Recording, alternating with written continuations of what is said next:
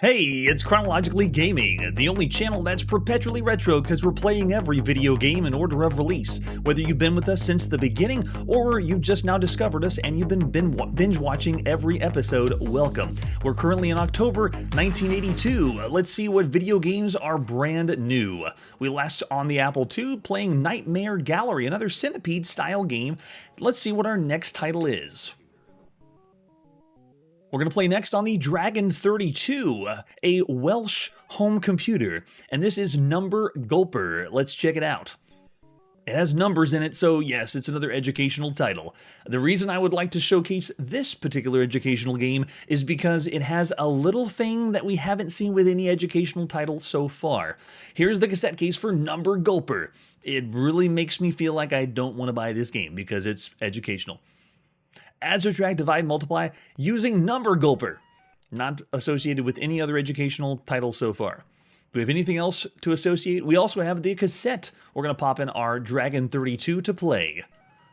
And other than that, here we go. This is Number Gulper. This is by Applied Systems Knowledge, published by Dragon Data at some time in the beginning of October 1982.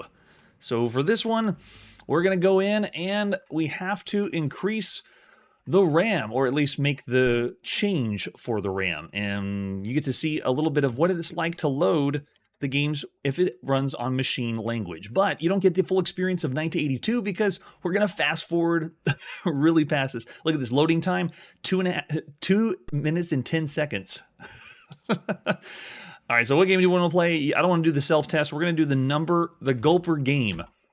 Pushing number 1, and do we want to play with joystick or keyboard? For this time, I'm going to do the keyboard, and then type in the number you want to make or create. If you wanted to create 9,999, no, we're not going to do that. How about lucky number 17? And go. It's going to build or draw in the play area for us. It gives us a certain amount of energy, but look at the character we get to control.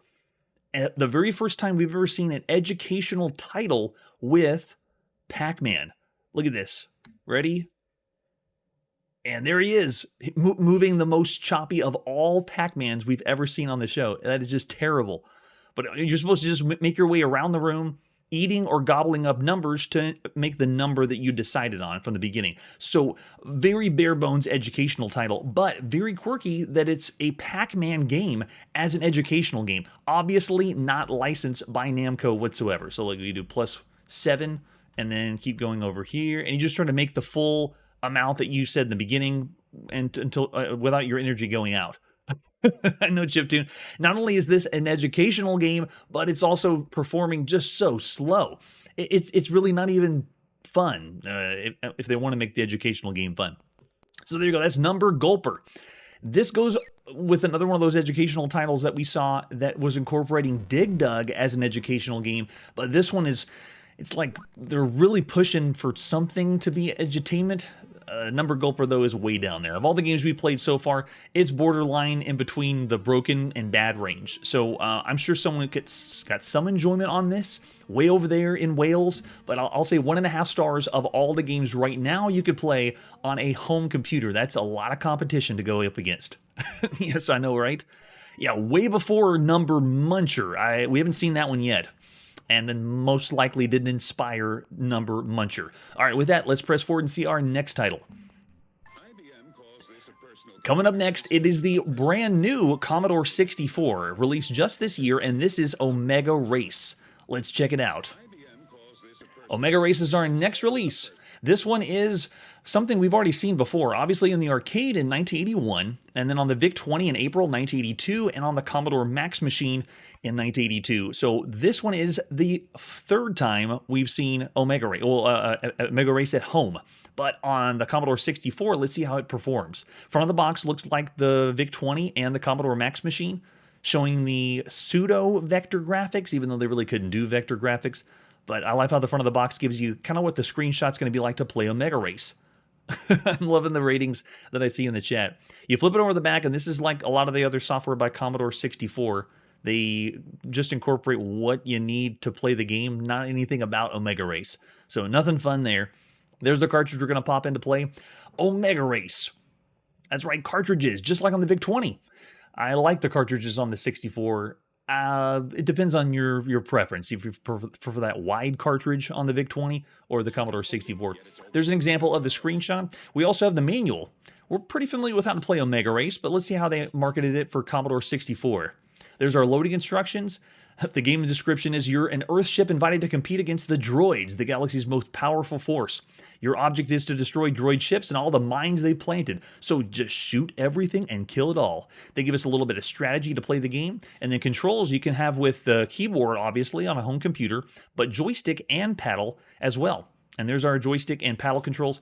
Paddle is really the way to go. So if you ever have a chance to play this yourself, play the paddle controls because it feels more like the arcade experience at home. There's our score and points. The highest score is a bonus ship every 40,000 points. You got to know what the points are in 1982. You can also choose, ship background and screen colors. Yeah, we've seen this when you hit the function keys. You can kind of change it up a little bit.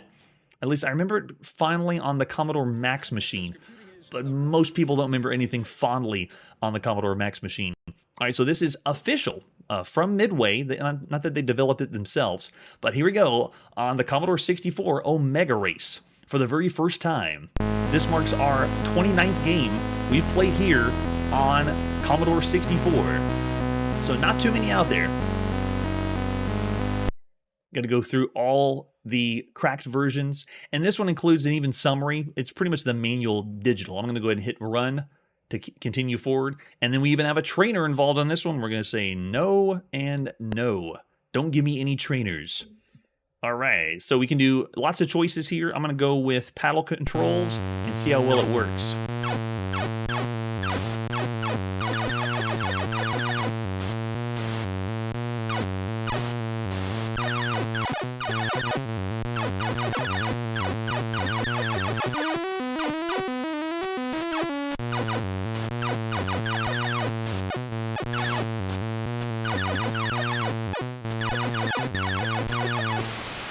Already, it feels just like the Commodore VIC-20. It was a little more impressive on the Commodore VIC-20, considering we know the power of the Commodore 64.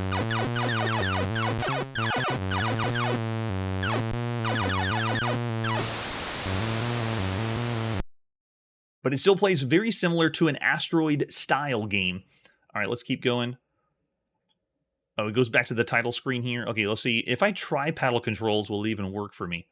Or we even have the function keys to if you want to use keyboard controls. Yeah, let's go.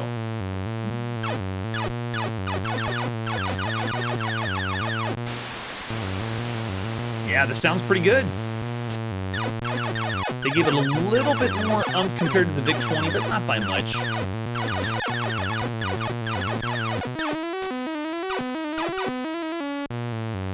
I like the feeling of the inertia it gives, and obviously the firepower, but it is kind of similar to the controls you'd have for asteroids. Yeah, I thought that was weird too in the arcade, how it's almost like it's breaking the video game's fourth wall. That the box for the score is in the center, because the arcade did this too, and you had to work around the scoreboard. So it feels not like you're really in space. It feels like you're part of some kind of experiment. All right, so let's go in again. Yeah, because I can shoot it. I can even bounce into it. On the arcade, you even had this. Notice how the walls show that I'm hitting or interacting with the walls. In the arcade, even the score box did that. Oh, they got me. So you can see the aliens fly around, drop mines.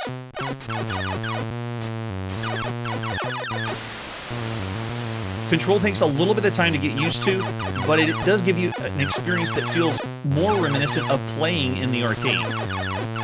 And you gotta admit, they did a really good job making it feel like it's vector graphics, because you can't really do that at home. Not yet, anyway.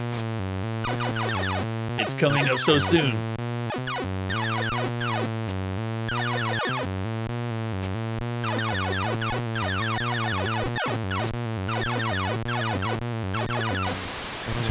The mine still got me.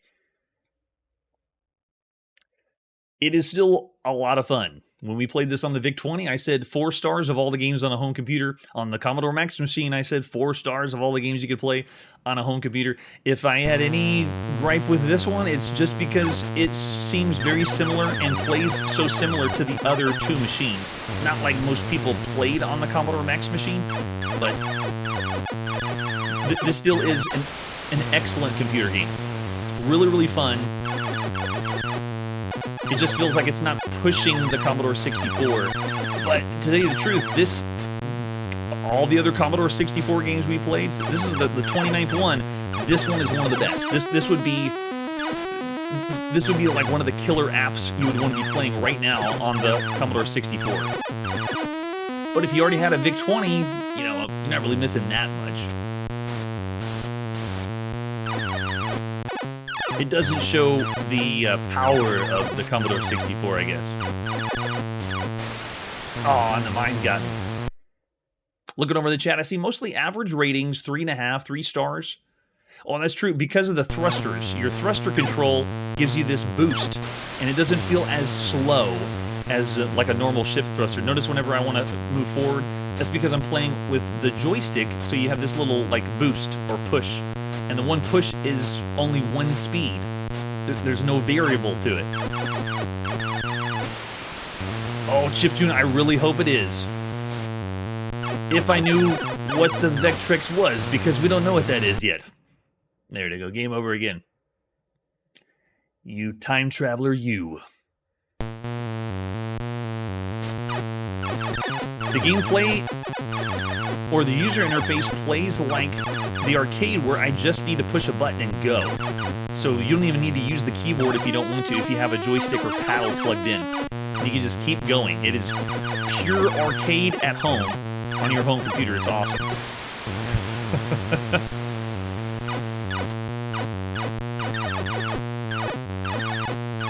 Yeah, I wouldn't hold this one just as high as we had.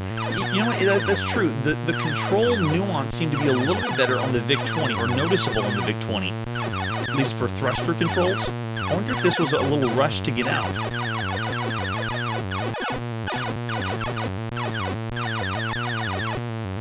If you wanted to be really nitpicky between the different ports. I don't know where that shot came from, but I guess I died.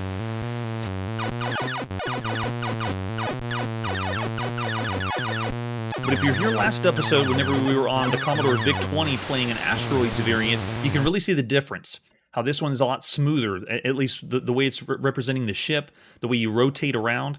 It is playing off the arcade, so it's meant to look like vector graphics, and not or more like the triangle of the asteroid ship.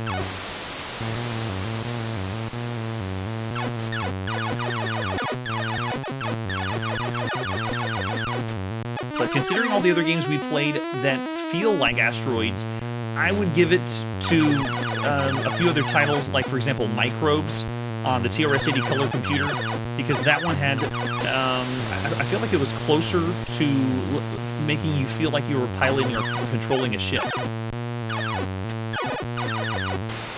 Ooh, damn. All the way down. I know, right? Yeah, it's a little nice. All right, so let's try it with paddle and see what it does. Will it even work? No, it does not. No, it does. I tried the virtual keyboard and it won't work. Yeah, this will be a very quick death. You have to be running on real hardware, Commodore 64 paddle controls. So what I've been told is the paddle is the optimal way to play the game instead of joystick, because then you get a little bit more nuance with how you direct the ship. But thruster controls seem to be the same, no matter what control you have. So I've seen mostly averages out there. I gotta give it to the VIC-20 version. That one was the more standout release. On the Commodore 64, this is still an exceptional arcade game, one of the best ones you can play on your Commodore 64, but there's not really much out there for the home computer. And there's the death. Game over. I'll go one more time with keyboard, just to see if I can go to some more levels. Ready, and hit it. And look how fast the thruster is. It just jumps you right into the game.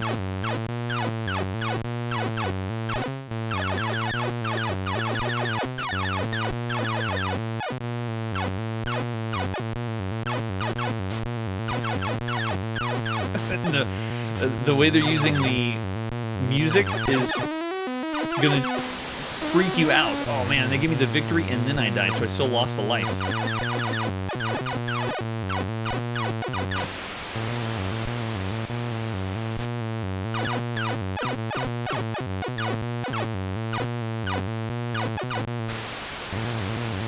That was a really lucky shot on that side. Yeah, you could say the same thing, Ubicore, for the arcade version. In the arcade, all the scores there too, right in the center. So there you go, an official port of Omega Race at home. Considering all the games you can play right now on a home computer, it's still well done. It's still very good, and obviously without paddle controls or real paddle controls, you're not going to get the full experience. But I'm looking over in the chat, I see mostly average ratings, or around three stars. For the VIC-20 and the Commodore MAX Machine, I said 4. The controls seem to be a little bit better on those. So I'll still say of all the games that you can play on a home computer, 3.5 stars. Still around the average range, but a very well done home game to play. There you go. So after the Commodore 64, let's see what is next. Going from one home computer to another, here's the Apple II, and this is Penqueriel Mazes. All we have for this one is a few screenshots, so let's just pop in and play Penqueriel Mazes. This is Andrew Watkin, published by Sadistic Software at sometime in the beginning of October 1982. Someone please look up Penqueriel, because I couldn't find a definitive definition across 3 different dictionaries. What does Penqueriel mean? I don't know. But I know what mazes mean. We play plenty of those. Let's see what in the world this is.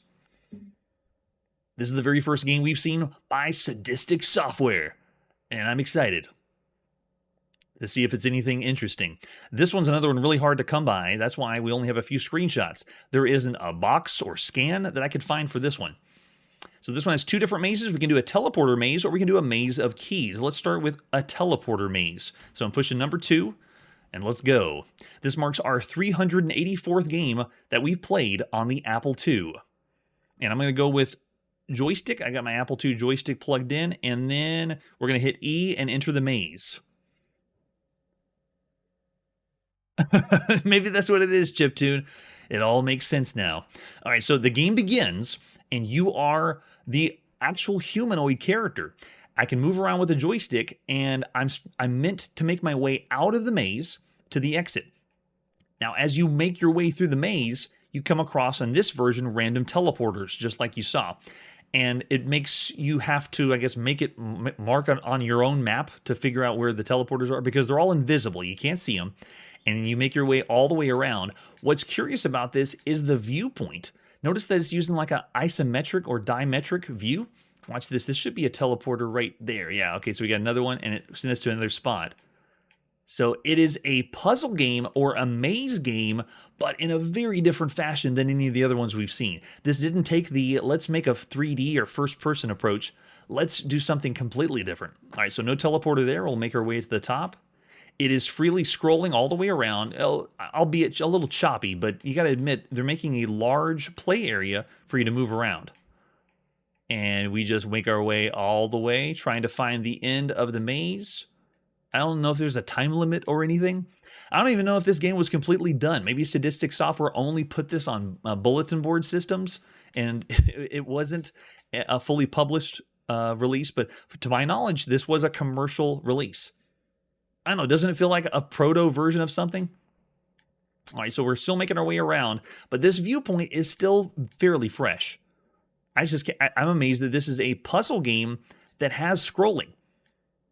I mean, we played a game called Mazogs on the Sinclair ZX81. It had kind of a role-playing motif, but it allowed you to move around a maze and scrolled like this, like a larger playfield. We also have Riddle of the Sphinx on the Atari VCS, but that really wasn't a maze puzzle. It was more like a puzzle game that allowed scrolling. And then Escape from the Mind Master took the 3D perspective viewpoint. This one's doing something different. Of course, we have all those 3D mazes that are out there, and this one is just a maze game doing something we've never seen before from a isometric view. This view we've only seen in a handful of games. Star Warrior on the Atari home computer. Treasure Island in the arcade had more of a dimetric view. And then, of course, Zaxxon. Zaxxon is the isometric game of all isometric games at this point. And then you could count maybe the Rubik's Cube games we played, because all of them looked like, they were isometric. But we had a few sports games that gave us the isometric view, like Super Challenge Baseball or Major League Baseball, depending on if it's in television or the Atari VCS. And then just recently, whenever you play Football Manager on your ZX Spectrum, that had an isometric view. But I'm just scrambling at a few games because there's not much. This is very, very unique. So it has that going for it, but you can see how the game works. It's such a large maze that you have to be keeping track of where everything is. It's the same teleporter there, and is it sending me to the same spot every time? Oh my gosh, what in the world? Look at this. And now we have a little island that we just landed in, and we have to make our way to the other side. Yeah, Marshall, it feels that way. This feels like it's a proto or a tech demo. Like it's not a real game yet. All right, so the warp should be, there's another one. Okay, so it is sending us to the same spots. And there's no sound. So Apple II, you don't have to adjust your headset. We usually hear something or music from Apple II. It is completely silent. This is also another game that doesn't have like a mission, or I guess the objective is to reach the end, but there's no rush. See, there's no time limit. There's no gas that you need to run out of. There's no one chasing you. This one is a very rare game in October 1982 where I can literally just sit here. We'll have screen burn, but I can just sit here and nothing would happen because there's not a race to get to the end. It's just so strange. It feels like I'm playing another outer worldly game right now, or a game that should be in another era. And there was another game mode too. You could have done the keys game, which you have to wander around the same view, same maze, or slightly different maze, but you get keys and open up doors. I know, right? It is like we're having nothing chase us. There's no T-Rex. There's no time limit. There's no dots. There's no picking anything up. It's so strange to play a game like this in October of 1982. It's crazy.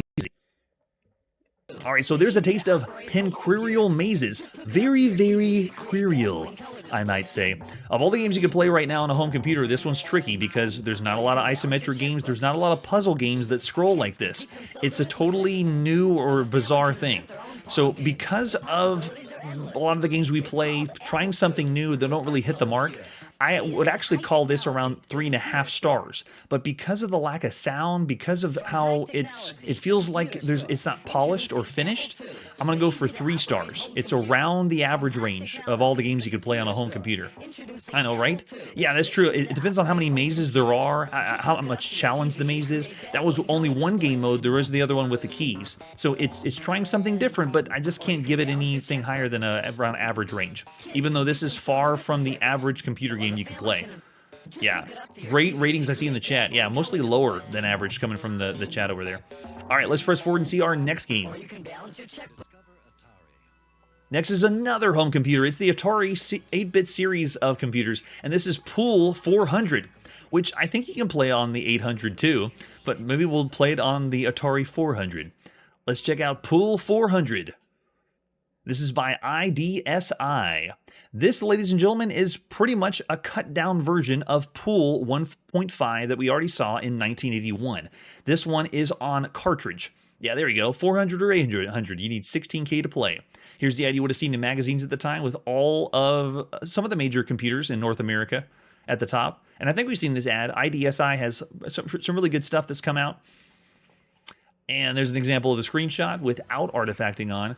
We have just an alternate version. Let's pop in and play Pool 400. This is Howard St. Germain, Dave Morrock, and Don Hoffman of IDSI, Innovative Design Software Incorporated, in the beginning of October 1982. Yeah, there you go. It looks like Pool 1.5. It's just now in cartridge form.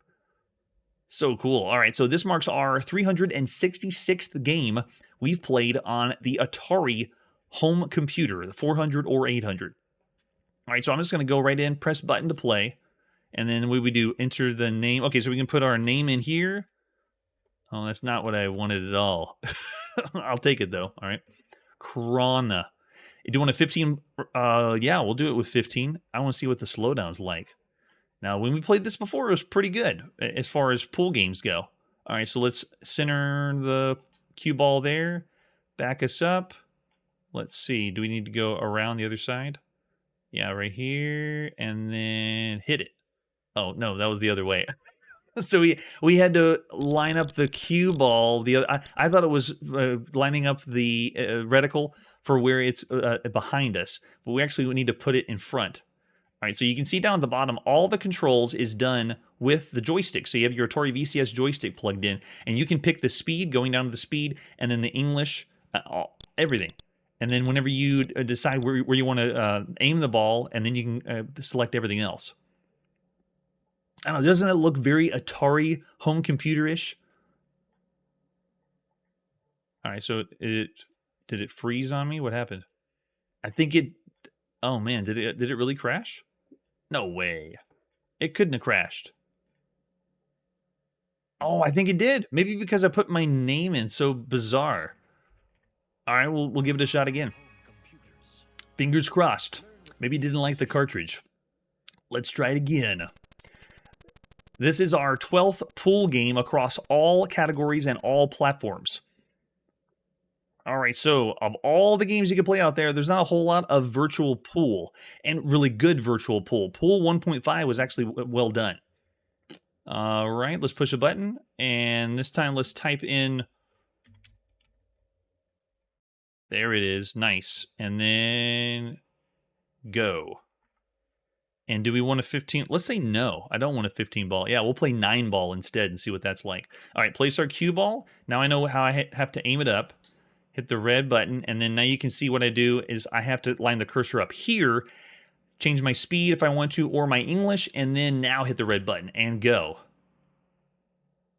I don't think I've ever crashed a cart before, Marshall, but yeah, I'll take it.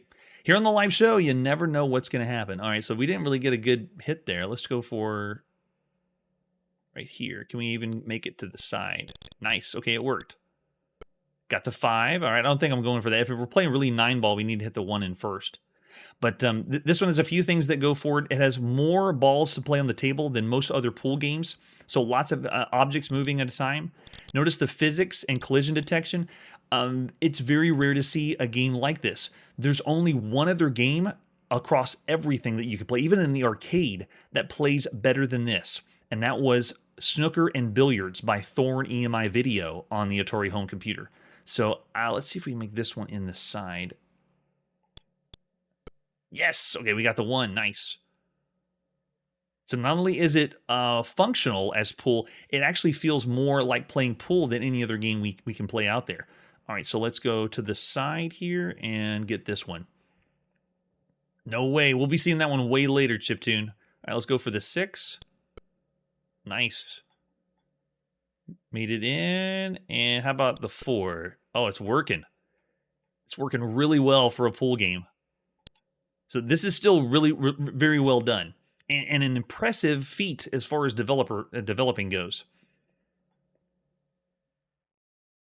All right, so it's not as action-packed as some of the other shooters we've seen. Will that do it? That'll do it.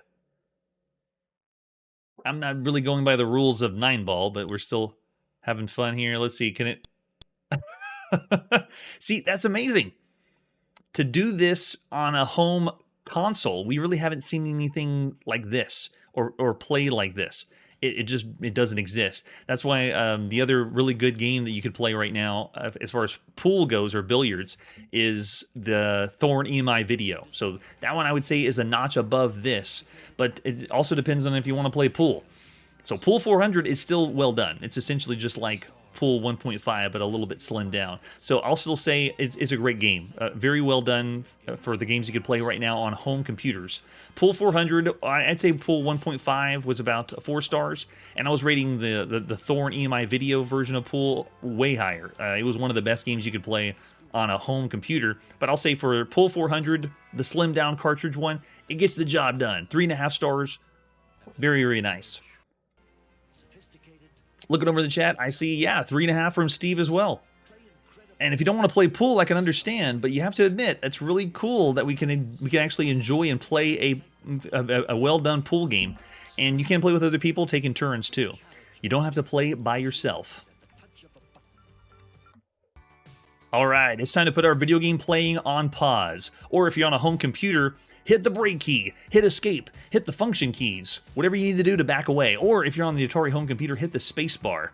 Thanks so much for joining me on my quest to play every single video game. Be sure to check out the link down below for all the games we've ever played. We now have that list in order and in actual chronological order. So every now and then on the show, when we come across a game that we missed or someone told me about, you can now go down the list and actually see everything in chronological order.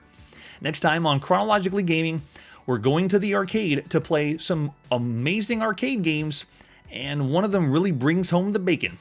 That's it for today, and like I always say, stay on target. Hey everybody, thanks for checking out the channel and joining me on my quest to play every single video game in order of release. We'll be streaming live every weekday at 9 p.m. Central, so join us and let us know if we missed any games along the way. This video would not be possible without Launchbox, RetroArch, and MAME. Tell all your friends there's some crazy guy named Chronologically Gaming trying to play every single video game. We have links down below that'll send you to places like our Discord and Patreon, and one that says all the video games we've ever played. If you go there, it's a list of everything, and you can click right to the game you want to see. Chronologically Gaming is the name to look for. We are perpetually retro, and we will catch you next time.